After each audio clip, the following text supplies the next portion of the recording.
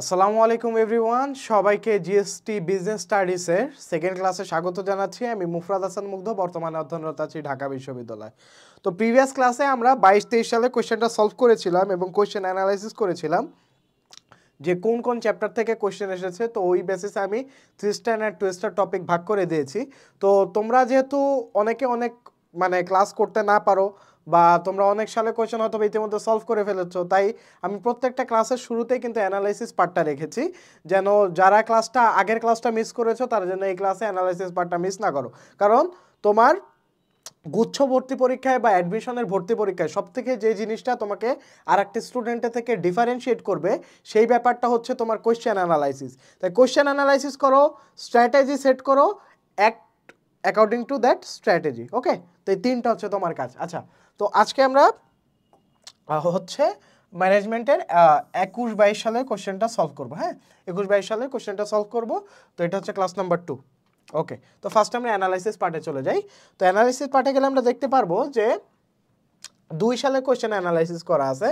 যেহেতু তোমার 20-21 সালে তোমার আইসিটি ছিল, তা ওই সালে কোশ্চেন প্যাটার্ন এবং পরবর্তী সালে কোশ্চেন প্যাটার্ন সেম ছিল না, তাই 21-22 আর 22-23 দুইটা সালে কোশ্চেন প্যাটার্নই আমরা মূলত রাখছি।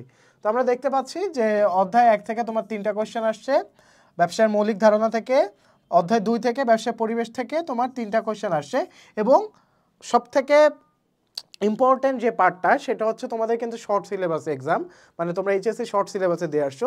দু একটা কোয়েশ্চেন কিন্তু তোমার শর্ট সিলেবাসের বাইরে থেকেও আসতে পারে।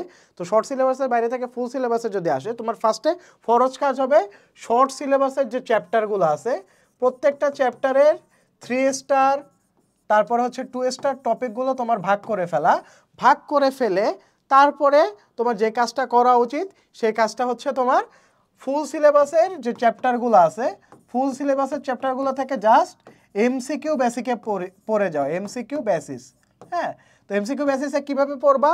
এক নজরে গুরুত্বপূর্ণ তথ্যাবলী আছে, এক নজরে গুরুত্বপূর্ণ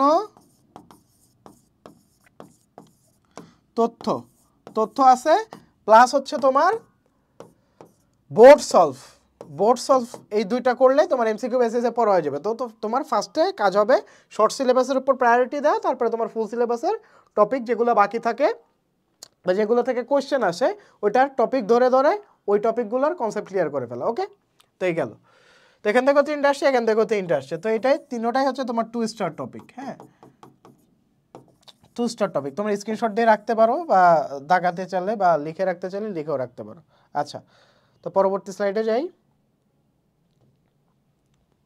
ওকে, তো অধ্যায় 4 থেকে তোমার অনেকগুলো কোয়েশ্চেন আসছে, 3, 4, 5, 6, 7টা কোয়েশ্চেন আসছে। তো এটা 3 স্টার টপিক, 3 স্টার তোমার চ্যাপ্টার।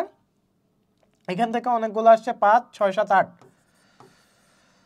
8টা কোয়েশ্চেন আসছে। এটাও 3 স্টার চ্যাপ্টার। তারপর সময় সমিতি থেকে মাত্র 2টা আসছে, এটা 1 স্টার চ্যাপ্টার। এখান থেকে একটা আসছে 1 স্টার চ্যাপ্টার। হ্যাঁ, তো এটা তুমি স্ক্রিনশট দিয়ে রাখো। ওকে, রাখছো। আচ্ছা, এখন আসি সেকেন্ড পার্টে কোন কোন চ্যাপ্টারগুলো ইম্পর্টেন্ট। তো ফার্স্ট চ্যাপ্টার থেকে অনেকগুলো কোয়েশ্চেন আসছে, এটা নিঃসন্দেহে তোমার 3 স্টার টপিক, 3 স্টার চ্যাপ্টার। এখান থেকে 3, 4, এখানে 8টা কোয়েশ্চেন আসছে প্রায় ব্যবস্থাপনার ধারণা থেকে, আর ব্যবস্থাপনার নীতি থেকেও মোটামুটি ভালোই কোয়েশ্চেন আসছে। এটাও তোমার 3 স্টার চ্যাপ্টার ধরে নিতে পারো। হ্যাঁ, তারপরে আসে হচ্ছে পরিকল্পনা পার্ট থেকে, পরিকল্পনা অধ্যায়টা থেকে।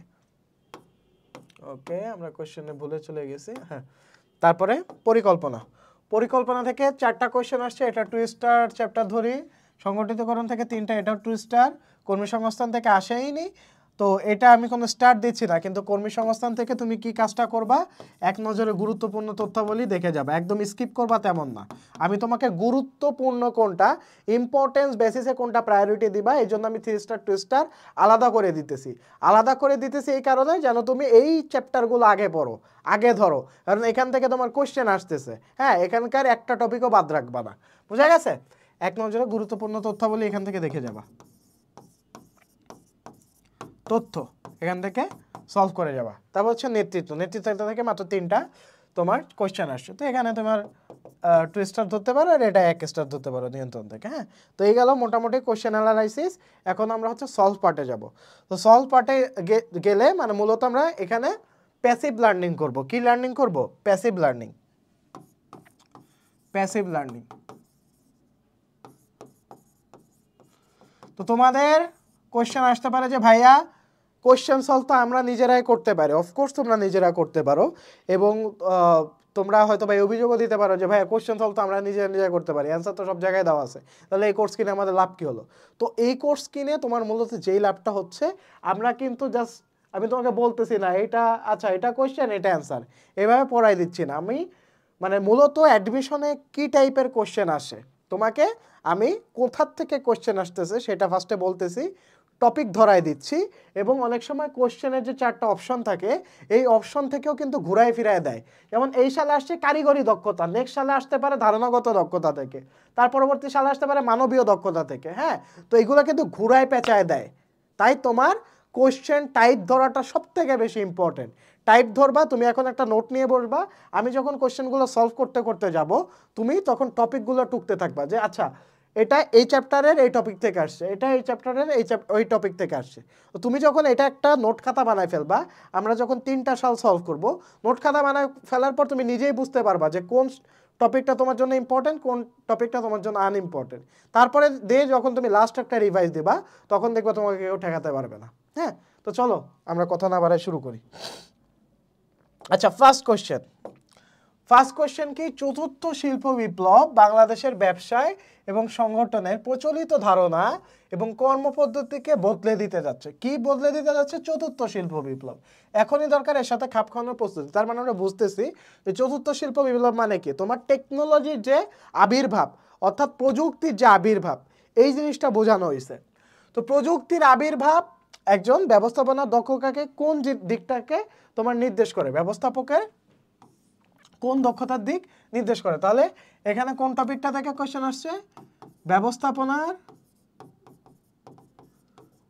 দক্ষতা, ব্যবস্থাপকীয় দক্ষতা। হ্যাঁ, ব্যবস্থাপকীয় দক্ষতা, ধারণাগত দক্ষতা আছে, কারিগরি দক্ষতা আছে, মানবীয় দক্ষতা আছে। তো প্রত্যেকটা দক্ষতার তোমার অপশন মানে অপশনের যে কনসেপ্টগুলো আছে কনসেপ্টগুলো জানতে হবে। ধারণাগত দক্ষতা কি? মূলত তোমার ব্যবস্থাপকের জ্ঞানগত দক্ষতা। জ্ঞানগত দক্ষতা অর্থাৎ ব্যবস্থাপক যখন পরিকল্পনা করে তখন তার যেই ধরনের দক্ষতাগুলো থাকা প্রয়োজন সেটা হচ্ছে তোমার ধারণাগত দক্ষতা। তারপরে হচ্ছে কি তোমার কারিগরি দক্ষতা। কারিগরি দক্ষতা কি? ব্যবস্থাপক কতটুকু তার ধারণাকে অর্থাৎ তার জ্ঞানকে প্রযুক্তির সাথে সমন্বয় ঘটাতে পারছে, এটা হচ্ছে তার কারিগরি দক্ষতা। হ্যাঁ, তো আর মানবীয় দক্ষতা কি? মানবীয় দক্ষতা হচ্ছে ব্যবস্থাপকের যে আন্তঃব্যক্তিক সম্পর্কগুলো আছে অর্থাৎ মানুষকে হ্যান্ডেল করার ক্ষমতা, মানুষকে নিয়ে কাজ করিয়ে নেওয়ার ক্ষমতা এবং মানুষের সাথে সহনীয় আচরণ করা এবং তার কর্মচারীদেরকে তার দক্ষতা বুঝে বা তার যোগ্যতা বুঝে কাজ দেওয়া, এই ধরনের দক্ষতাগুলো হচ্ছে মানবীয় বা আন্তঃব্যক্তিক দক্ষতা। হ্যাঁ, তো এইগুলা হচ্ছে তোমার কনসেপ্টগুলো বলে দিলাম। এবং সাংস্কৃতিক দক্ষতা কি? প্রতিষ্ঠানে তোমার সংস্কৃতির সাথে মানিয়ে চলা এবং সংস্কৃতি অনুযায়ী তোমার কর্মীদেরকে পরিচালনা করার যে দক্ষতাটা। তো ব্যবস্থাপকীয় দক্ষতা থেকে তোমার কোশ্চেন আসছে। তো প্রত্যেকটা দক্ষতা বলতে মূলত আমরা কি বুঝি আমরা জানলাম। তাহলে এখন আমরা দেখতে হবে কোশ্চেনের সাথে রিলেট করতে হবে। চতুর্থ শিল্প বিপ্লব মূলত এখানে প্রযুক্তির সমন্বয় কথা বলা হয়েছে এবং এই ধরনের দক্ষতা মূলত কারিগরি দক্ষতার মধ্যে পড়তেছে। তো এটার অ্যান্সার হবে বি নাম্বার। হ্যাঁ, কারিগরি দক্ষতা। 2 নাম্বার, মানব সম্পদ ব্যবস্থাপনার জনক। এটা হচ্ছে সেকেন্ড পেপারের ফার্স্ট চ্যাপ্টার থেকে আসছে। তো এখানে মূলত তোমার যেই ব্যক্তিগুলোর নাম দেওয়া আছে, হেনরি ফেল হচ্ছে আধুনিক ব্যবস্থাপনার জন্য। এফডব্লিউ টেলর হচ্ছে বৈজ্ঞানিক ব্যবস্থাপনার জন্য। তো অনেক বইয়ে দেখবে এরকম চার্ট করা আছে। হ্যাঁ, ব্যবস্থাপনার ধারণা এই চ্যাপ্টারটাতে কে কোনটা জনক এটা জেনে রাখবা। এলটন মেও হচ্ছে মানব সম্পদ ব্যবস্থাপনার জন্য। হ্যাঁ, আর সক্রেটিস ব্যবস্থাপনা সর্বজনীন, এই কথাটা সর্বপ্রথম সক্রেটিস বলেছিল। তো এই জিনিসগুলো তোমার জানতে হবে। এই যে আমি প্রত্যেকটা অপশনের অ্যান্সারগুলো থেকে কোশ্চেন বের করলাম, এইভাবে তোমার প্রত্যেকটা অপশন থেকে কোশ্চেন বের করতে হবে। কারণ প্রতি বছর কোশ্চেন তো তোমার এটা আসবে না যে মানব সম্পদ ব্যবস্থাপনার জনককে, পরবর্তী বছর আসবে যে বৈজ্ঞানিক ব্যবস্থাপনার জনককে, আধুনিক ব্যবস্থাপনার জনককে, এভাবে কোশ্চেন উল্টায় পাল্টায় আসবে। হ্যাঁ, কিন্তু তোমার টপিক সেম, এই টপিকটা সেম। তো এই রিলেটেড যা আছে সব তুমি কনসেপ্ট ক্লিয়ার করে ফেলো। কোম্পানির প্রধান দলিল কোনটি? আমরা জানি কোম্পানি গঠনের প্রধান দলিল হচ্ছে স্মারকলিপি, কিন্তু অস্তিত্বের প্রশ্নে, কোম্পানির অস্তিত্বের প্রশ্নে সবথেকে গুরুত্বপূর্ণ দলিল হচ্ছে কোম্পানির জন্ম সনদ বা নিবন্ধনপত্র।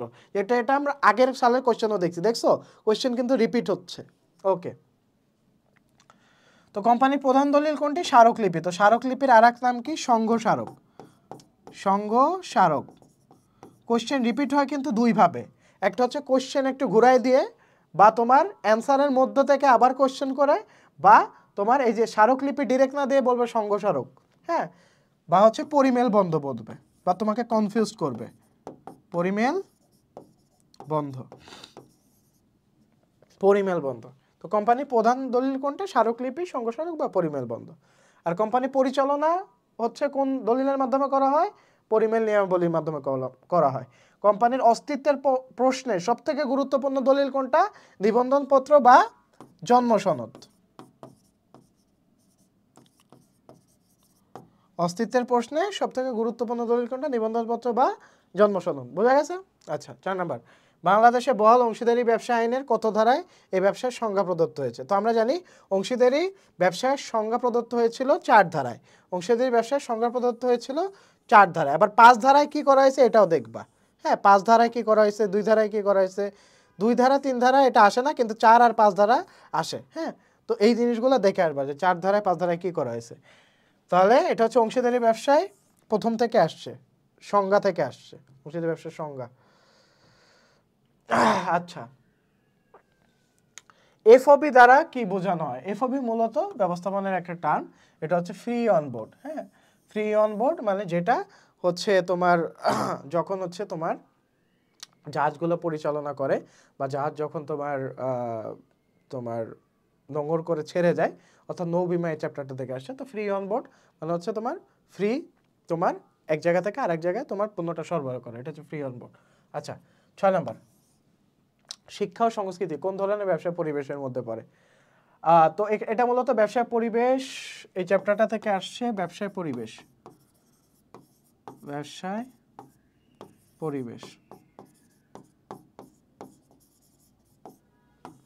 এই চ্যাপ্টারটা থেকে আসছে। তো শিক্ষা সংস্কৃতি মূলত সামাজিক পরিবেশের মধ্যে পড়তেছে। হ্যাঁ, শিক্ষা সংস্কৃতি কি সামাজিক পরিবেশের মধ্যে পড়তেছে।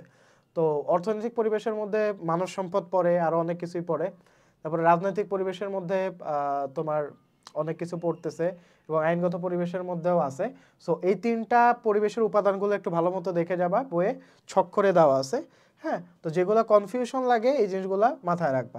সামাজিক পরিবেশের মধ্যে মানুষ পড়তেছে, আর অর্থনৈতিক পরিবেশের মধ্যে মানব সম্পদ পড়তেছে। হ্যাঁ, তো এই টাইপের কোশ্চেন আসতে পারে। আমরা কোথায় আছি এবং কোথায় যেতে চাই, এই দুয়ের মাঝে সেতুবন্ধন রচনা করে কোনটি? তো আমরা কোথায় আছি এবং কোথায় যেতে চাই, এই দুয়ের মধ্যে সেতুবন্ধন রচনা করে হচ্ছে নির্দেশনা। তো নির্দেশনা মূলত কি? তোমার পরিকল্পনা এবং নিয়ন্ত্রণের মাঝামাঝি একটা ধাপ। অর্থাৎ আমরা এখন কোথায় আছি পরিকল্পনা মোতাবেক, এবং কোথায় যেতে চাই, এবং আমাদের আলটিমেট লক্ষ্যটা কোটা, এই দুইটার মধ্যে সেতুবন্ধন রচনা করে কিন্তু নির্দেশনা। হ্যাঁ, তো এটা মুখস্থ রিলেটেড কোশ্চেন, বোঝানোর কিছু নাই। ওকে, নেক্সটে আসি। ব্লু চিপ কথাটি কোথায় ব্যবহৃত হয়? তো ব্লু চিপটা হচ্ছে তোমার বড় ধরনের কোম্পানি বা বড় বড় কোম্পানি। হ্যাঁ, ব্লু চিপ হচ্ছে বড় ধরনের বহুজাতিক কোম্পানিগুলা। তো এই ধরনের কোম্পানিগুলো যখন শেয়ার বাজারে ছাড়ে, সেটা মূলত আমার এই ক্যাটাগরির শেয়ার হিসাবে ধরা হয়। তো এই ধরনের কোম্পানিগুলো যখন বাজারে ছাড়ে, তখন তাদেরকে আমরা এই ক্যাটাগরির শেয়ার বলি, এবং ওই ক্যাটাগরির শেয়ার কিনতে কিন্তু মানুষজন বেশি আগ্রহ থাকে। তো এটা হচ্ছে মূলত শেয়ার বাজারের সাথে রিলেটেড একটা টার্ম। ওকে, আচ্ছা, তো 9 নাম্বার, কোনটি এক মালিকানা ব্যবসার বৈশিষ্ট্য নয়? তো এক মালিকানা ব্যবসার বৈশিষ্ট্য কোনগুলো আগে দেখতে হবে। এক মালিকানা ব্যবসায় সীমিত মূলধন থাকে, যেহেতু মালিক মাত্র একজন ব্যক্তি, তো এটা হবে না, এই নাম্বার হবে না। এক মালিকানা ব্যবসার অনিশ্চিত স্থায়িত্ব থাকে, যেহেতু এটার মূলধন কম এবং মালিক মাত্র একজন ব্যক্তি, এবং এটার কিন্তু অসীম ঝুঁকিও থাকে, এবং অসীম ঝুঁকি থাকে দেখেই কিন্তু এটার স্থায়িত্বকাল অনিশ্চিত বলা যায়। হ্যাঁ, তো আস্থা ও বিশ্বাস হচ্ছে এক মালিকানা ব্যবসার বৈশিষ্ট্য নয়। আস্থা ও বিশ্বাস হচ্ছে তোমার অংশীদারি ব্যবসার বৈশিষ্ট্য।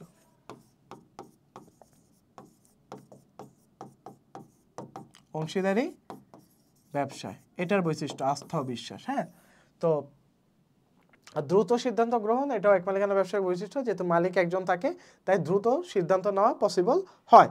আচ্ছা 10 নাম্বার, কোনটি কাজের মাধ্যমে প্রশিক্ষণ পদ্ধতি নয়? আচ্ছা, তো এখানে প্রশিক্ষণের পদ্ধতি থেকে আসছে। হ্যাঁ, কাজের মাধ্যমে আমরা জানি প্রশিক্ষণ পদ্ধতি দুই প্রকার, একটা হচ্ছে কাজের মাধ্যমে প্রশিক্ষণ আর একটা হচ্ছে কাজের বাইরে প্রশিক্ষণ। কাজের বাইরে প্রশিক্ষণের মধ্যে আছে তোমার সেমিনার, হ্যাঁ এই টাইপের প্রশিক্ষণগুলো কাজের বাইরে প্রশিক্ষণ। তো এটা হচ্ছে প্রশিক্ষণ, এই চ্যাপ্টারটা থেকে আসছে। কাজের মাধ্যমে প্রশিক্ষণের একটা পদ্ধতি হচ্ছে প্রবেশনা বা ইন্টার্নশিপ যেটাকে আমরা বলি। তারপরে পর্যবেক্ষণ, অর্থাৎ তোমার একজন ঊর্ধ্বতন থাকবে, এই ঊর্ধ্বতনের অধীনে তুমি কাজ করে পর্যবেক্ষণের মাধ্যমে তুমি কাজের মাধ্যমে শিখবা। পদ আবর্তন, অর্থাৎ এক পদ থেকে আরেক পদে তোমার পরিবর্তন করা, বা তুমি ধরো একটা জুনিয়র অ্যাসিস্ট্যান্ট ম্যানেজার আছো, তোমাকে সিনিয়র অ্যাসিস্ট্যান্ট ম্যানেজারের পদে তোমার উন্নতি দিয়ে দিলাম। তো পদে যে পরিবর্তন ঘটাচ্ছি এর মাধ্যমে কি তুমি কাজের মাধ্যমে শিখতেছো, তোমার প্রশিক্ষণ হচ্ছে উচ্চতর পদের জন্য। তো এই তিনটাই মূলত কাজের মাধ্যমে প্রশিক্ষণ পদ্ধতি। কিন্তু 9 কোনটা? অনুভূতি প্রবণ প্রশিক্ষণ। এটা তোমার অনুভূতির মাধ্যমে প্রশিক্ষণ দেয়, অর্থাৎ তুমি ইনস্ট্যান্ট কি ফিল করতেছো এই ব্যাপারটার উপরে তোমার প্রশিক্ষণ দেওয়া হয়। তো এটা হচ্ছে অনুভূতি প্রবণ প্রশিক্ষণ। হ্যাঁ, বা বর্তমানে যে ভিআর যে প্রশিক্ষণ, মানে ভিআর বক্স থাকে, ওটা হচ্ছে অনুভূতি প্রবণ প্রশিক্ষণ। আচ্ছা, তো ইআরজি তত্ত্বের উদ্ভাবক কে? ইআরজি তত্ত্বের উদ্ভাবক প্রেষণা, এটা হচ্ছে প্রেষণা, এই চ্যাপ্টারটা থেকে আসছে। তো প্রেষণার ইআরজি যে তত্ত্বটা আছে এটার উদ্ভাবক হচ্ছে ক্লেটন আল্ডারফার। হ্যাঁ, এটা একদম মুখস্থ জিনিস, বোঝানোর কিছু নাই। 12 নাম্বার, দ্বৈত অধীনতা ব্যবস্থাপনার কোন নীতি পরিবর্তী? তো এটা হচ্ছে ব্যবস্থাপনার নীতি, এই চ্যাপ্টারটা থেকে আসছে। পোনার নীতি, নীতি এই চ্যাপ্টারটা থেকে আসছে। তো দ্বৈত অধীনতা ব্যবস্থাপনা কোন নীতি পরিপন্থী? তো দ্বৈত অধীনতা মূলত আমরা জানি যে আদেশের ঐক্যের নীতি পরিপন্থী। তো আদেশের ঐক্যের নীতির মূল কথা কি? আদেশের ঐক্যের নীতির মূল কথা হচ্ছে যে একজন অধস্তন একই সাথে একই সময়ে মাত্র একজন ঊর্ধ্বতনের কাছ থেকে আদেশ গ্রহণ করবে। সে যদি একই সাথে দুইজন বা তার ততোধিক ব্যক্তির কাছ থেকে আদেশ পায় তাহলে কিন্তু তার কাজে একটা বিশৃঙ্খলা সৃষ্টি হবে, এ তার দায়িত্ব ঠিকঠাক মতো পালন করতে পারবে না।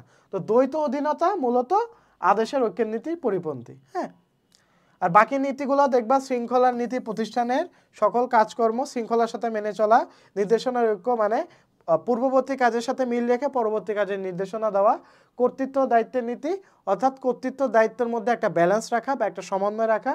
কর্তৃত্ব কি? আদেশ দানের ক্ষমতা। কর্তৃত্ব বলতে আমরা কি বুঝি? আদেশ দানের ক্ষমতা,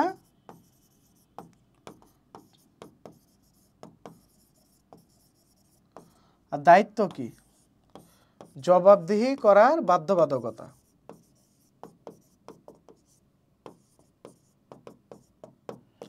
বাধ্যবাধকতা। হ্যাঁ, তো এই নীতির মূল কথা হচ্ছে তোমার আদেশ দান এবং জবাবদিহি করার মধ্যে একটা ব্যালেন্স থাকতে হবে। হ্যাঁ, তো দ্বৈত অধীনতা ব্যবস্থাপনার মূলত আদেশের ঐক্যের নীতির পরিপন্থী। আর এসএমই কিসের সাথে সম্পর্কিত? এসএমইর ফুল ফর্ম হচ্ছে স্মল অ্যান্ড মিডিয়াম এন্টারপ্রাইজ। তো এটার বাংলা করলে যেটা দাঁড়ায় সেটা হচ্ছে ক্ষুদ্র ও মাঝারি ব্যবসায়। তো ক্ষুদ্র মাঝারি ঋণ পরিকল্পনা মূলত এসএমইর সাথে সম্পর্কিত। এটা হচ্ছে ক্ষুদ্র মাঝারি যেহেতু ব্যবসায়গুলোকে তোমার আর্থিকভাবে সাহায্য করে থাকে, এটা মূলত ঋণ পরিকল্পনার মাধ্যমে আর্থিক সাহায্যের পরিকল্পনা করে থাকে। হ্যাঁ, ওকে। আচ্ছা, তো এখানে আরেকটা জিনিস বলে রাখা ভালো, এখানে পুঁজিবাজার আর মুদ্রা বাজার দুইটা বাজার আছে। তো পুঁজিবাজার মূলত নিয়ন্ত্রণ করে বিএসইসি, হ্যাঁ, Bangladesh securities and exchange commission, BSEC.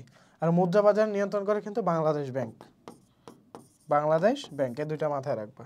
ওকে, যে কোনোখান থেকে যে কোনোভাবে কোশ্চেন আসতে পারে, তা সব কিছুর জন্য তোমার নিজেকে প্রিপেয়ার্ড রাখা জরুরি। তো ব্যবস্থাপনার জেড তত্ত্বের প্রবর্তককে? এটা মূলত ব্যবস্থাপনার ধারণা, ফার্স্ট চ্যাপ্টার থেকে আসছে। তো জেড তত্ত্বের প্রবর্তক হচ্ছে উইলিয়াম জি ওচি। হ্যাঁ, উইলিয়াম জি ওচি জেড তত্ত্বের প্রবর্তক।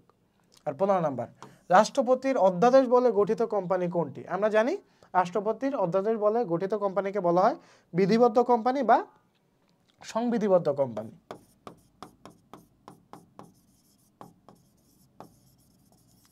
সংবিধিবদ্ধ কোম্পানি বলা হয়। 16 নাম্বার, এক দেশ থেকে খুচরা গুঁড়া দুধ কিনে ছোট ছোট কৌটাবন্দি করে অপর দেশ, আচ্ছা এখানে বাকি তিনটাও বলে নিই যে সনদপ্রাপ্ত কোম্পানি কোনগুলা, নিবন্ধিত কোম্পানি কোনগুলো, অনিবন্ধিত কোম্পানি কোনগুলো। তো নিবন্ধিত কোম্পানি কোনগুলো বুঝতেই পারতেছো, যে কোম্পানিগুলো কোম্পানি আইনের অধীনে তোমার নিবন্ধন করা হয় তাকে নিবন্ধিত কোম্পানি বলে। কিছু কিছু কোম্পানি আছে যেগুলো নিবন্ধন করা হয় না, এটা হচ্ছে অনিবন্ধিত কোম্পানি। আর সনদপ্রাপ্ত কোম্পানি হচ্ছে 1844 সালে তোমার ব্রিটিশ রানী দ্বিতীয় এলিজাবেথের অধ্যাদেশ বলে যে কোম্পানিগুলো গঠিত হয়েছিল ওটা হচ্ছে সনদপ্রাপ্ত কোম্পানি, যেমন হচ্ছে ব্রিটিশ ইস্ট ইন্ডিয়া কোম্পানি, এটার এক উদাহরণ হতে পারে।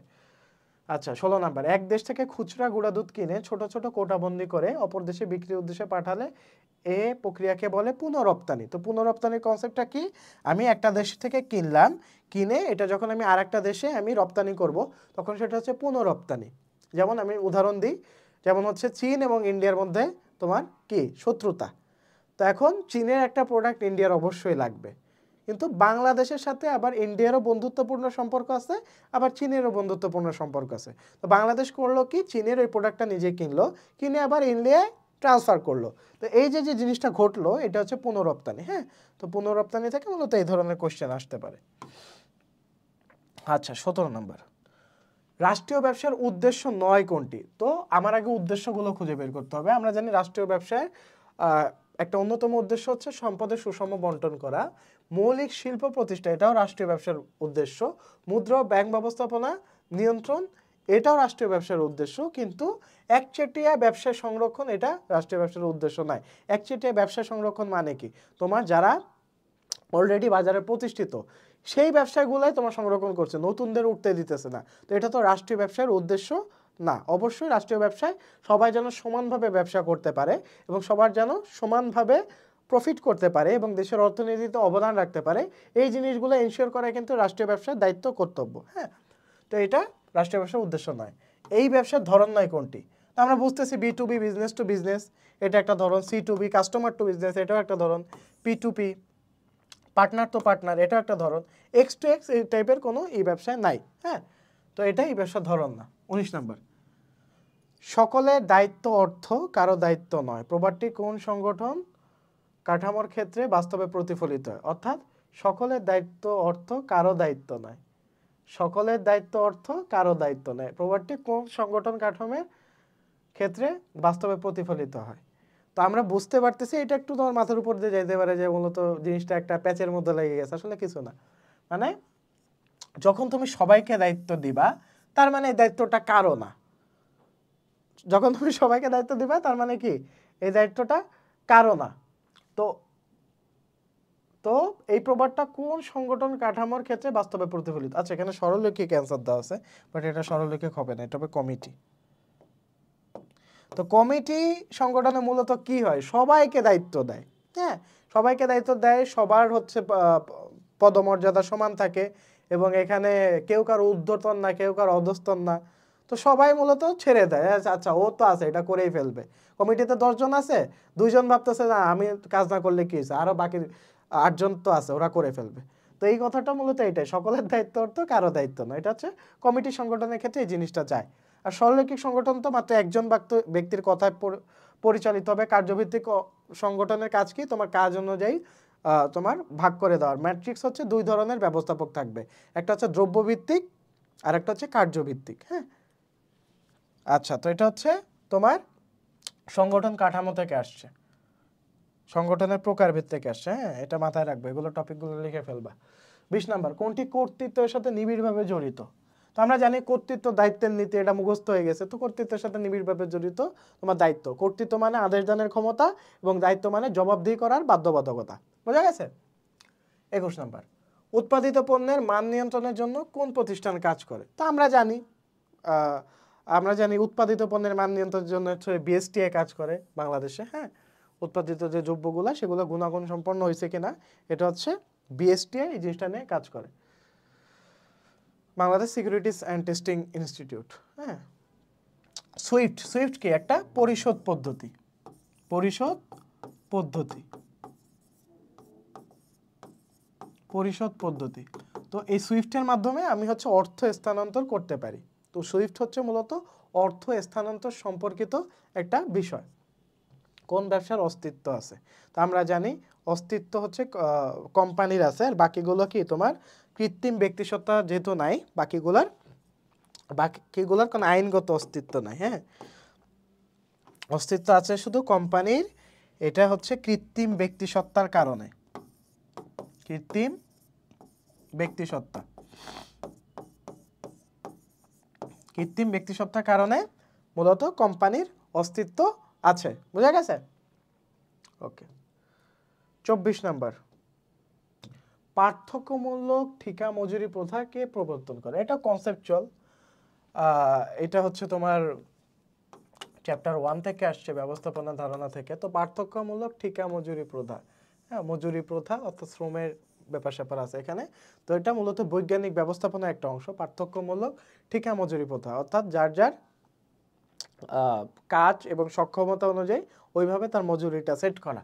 তো এটা মূলত বৈজ্ঞানিক ব্যবস্থাপনার একটা অংশ, যেটা হচ্ছে এফডব্লিউ টেলর প্রবর্তন করেন।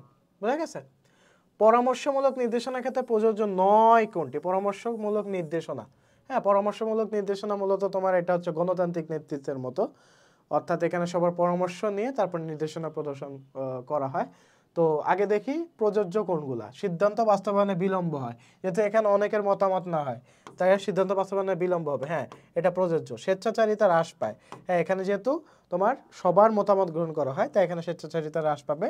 গোপন তথ্যের নিশ্চিত সংরক্ষণ, এখানে যেহেতু একটা তথ্য সবাই মিলে ডিসকাস করতেছি, তার মানে আমি বুঝতেছি যে এই ঘরের বাইরে এই তথ্যটা যাবে না। হ্যাঁ, তাই এটার সংরক্ষণ নিশ্চিত করা হয়। কর্মক্ষেত্রে অবাধ্যতা সৃষ্টি না, এটা তোমার পরামর্শমূলক নির্দেশনার সাথে প্রযোজ্য না, যেহেতু এটা একটা নেগেটিভ জিনিস সৃষ্টি করতেছে পরামর্শমূলক নির্দেশনার ক্ষেত্রে। 26, কোনটি ব্যবসার আইনগত ধারণার সংশ্লিষ্ট নয়? তো আমরা জানি ব্যবসার আইনগত ধারণার মধ্যে প্যাটেন্ট আছে। হ্যাঁ, প্যাটেন্ট হচ্ছে তোমার মেধাসত্ত্ব সংরক্ষণ করায়, মেধাসত্ত্ব সংরক্ষণ করে। হ্যাঁ, তারপর আইএসও হচ্ছে তোমার ইন্টারন্যাশনাল স্ট্যান্ডার্ডাইজেশন অর্গানাইজেশন, অর্থাৎ এটা বাংলাদেশে যেমন বিএসটিআই কাজ করে তেমনি ইন্টারন্যাশনাল অর্থাৎ আন্তর্জাতিক পণ্যের মান নিয়ন্ত্রণের জন্য আইএসও কাজ করে। হ্যাঁ, বিমাও হচ্ছে তোমার ব্যবসার আইনগত ধারণার সাথে সংশ্লিষ্ট, কিন্তু পার্ট হচ্ছে এক ধরনের নিয়ন্ত্রণ পদ্ধতি, এটা আইনগত ধারণার সাথে সম্পর্কিত নয়। নিয়ন্ত্রণ পদ্ধতি পার্ট। তারপর হচ্ছে সর্ট অ্যানালাইসিস। হ্যাঁ, এই দুটো হচ্ছে নিয়ন্ত্রণ পদ্ধতি, পার্ট আর হচ্ছে সর্ট। এই দুটো হচ্ছে কি তোমার নিয়ন্ত্রণ পদ্ধতি।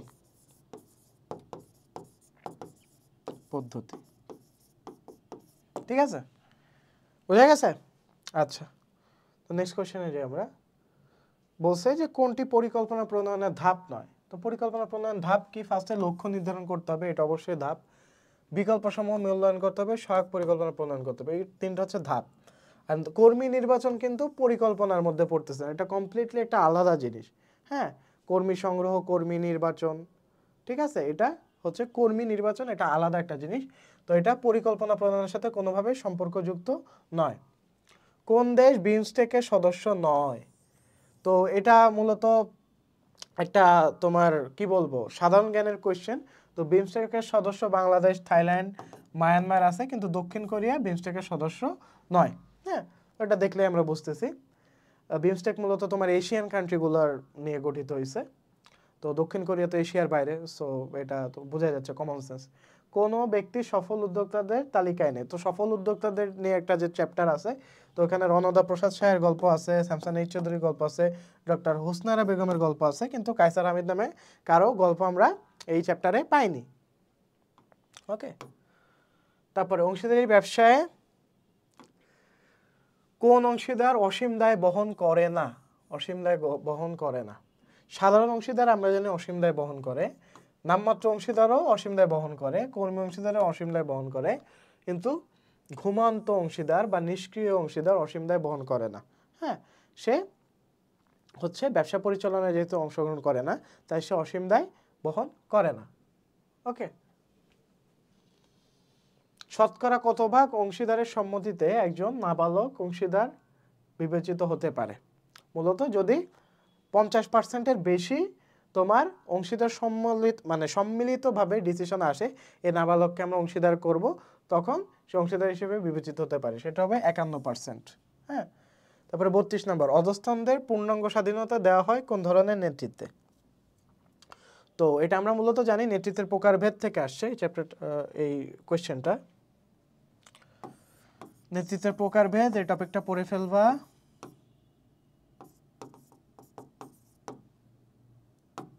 প্রকারভেদ, নেতৃত্বের প্রকারভেদ। হ্যাঁ,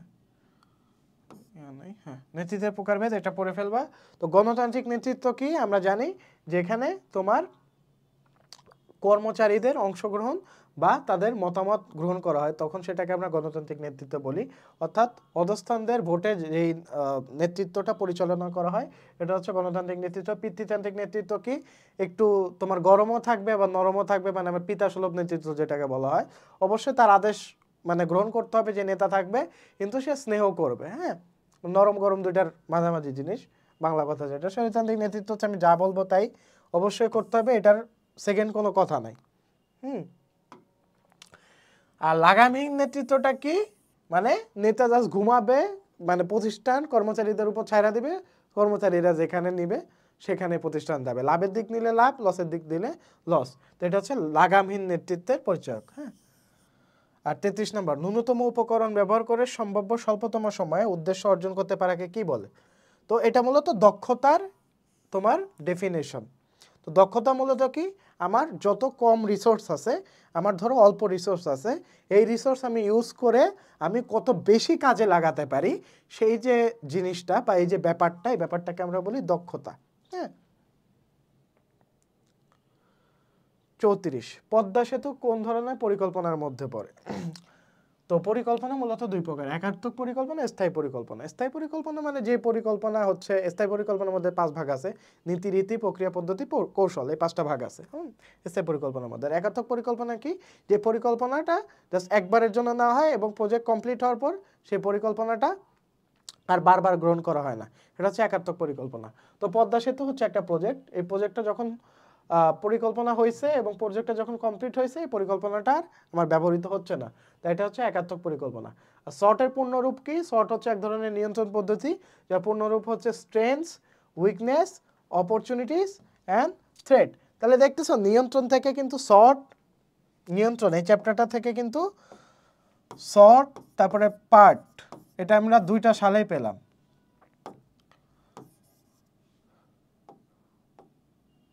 শর্ট আর হচ্ছে পার্ট, আমরা 2টা সালেই কিন্তু ঘুরে ফিরে পেলাম, একটু উলট পালট করে পাইছে। হ্যাঁ, তাই তোমরা বুঝতেছো যে কোন কোন টপিক থেকে কিন্তু কোয়েশ্চেন আসতে পারে।